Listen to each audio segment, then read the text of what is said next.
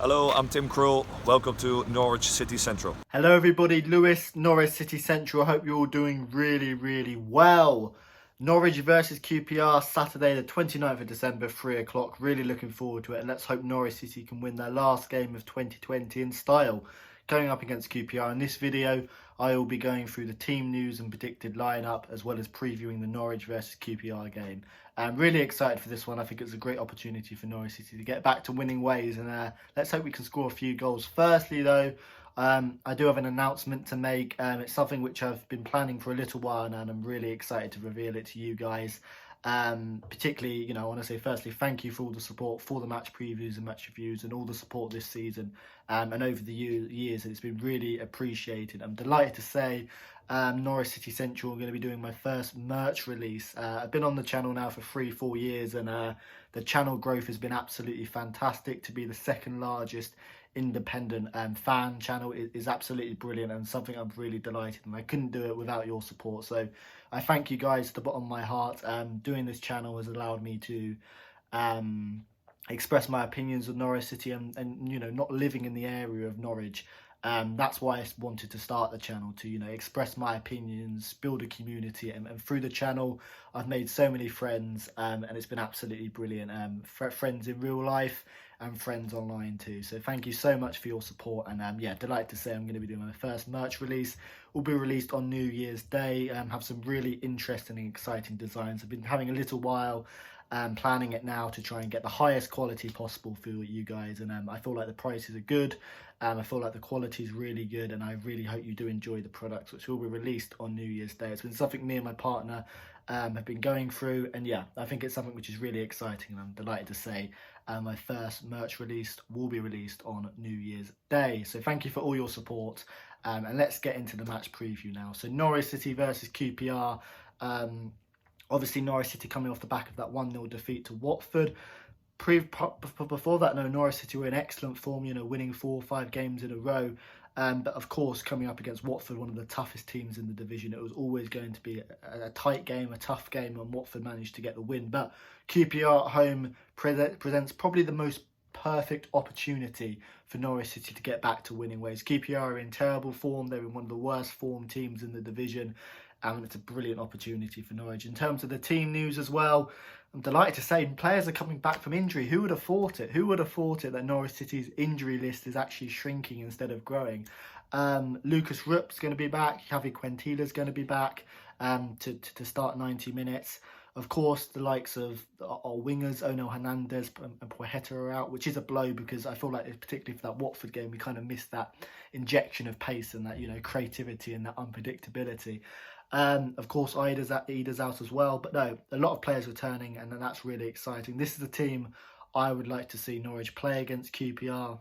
In goal, Michael McGovern. Tim Krul's not quite back yet. Tim Krul will be back. They're targeting for the FA Cup game on the 9th of January. Left back, Javi Quintila. Jakob Sorensen's done a terrific job at left back over the last couple of months, I think now. He's done absolutely brilliantly, but Javi Quintila's, we know, he's got so much experience in the La Liga, loves to put a cross in, and yeah, I'd like to see him come back into the team now to see what he can do. Centre-backs, Ben Gibson and Grant Hanley. For me, I prefer Ben Gibson over Zinnerman. I thought he was the weak link against Watford, and Gibson's, I think, a better defender, and I have to say Ben Gibson's distribution, I've been surprised at how good it is. So for me, Ben Gibson's got a return now in that first team, and Grant Hanley and Ben Gibson, in my opinion, are our 2 best centre backs. Right back, Max Aarons. He recently did an interview with Super 6 about the speculation around Barcelona and Bayern Munich, and he's going to be another player Norwich City struggled to keep, but I hope we can. Didn't have the best game against Watford, but we all know his quality. 2 central defensive midfielders for me, Skip and Lucas Rupp. Skip's been fantastic, we know that. Kenny McLean or Lucas Rupp, they're both good players, both offer different things, but Lucas Rupp, I just feel like he has a calming presence, and I do really enjoy Rupp playing.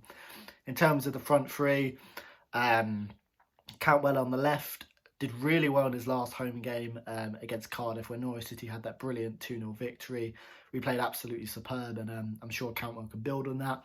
In the middle, I'd bring back Mario Rancic. Kieran Dowell played 45-60 minutes against Watford, but didn't really have too much of an impact. I feel like this is the type of game where you want to start Mario Rancic and then maybe bring Kieran Dowell on.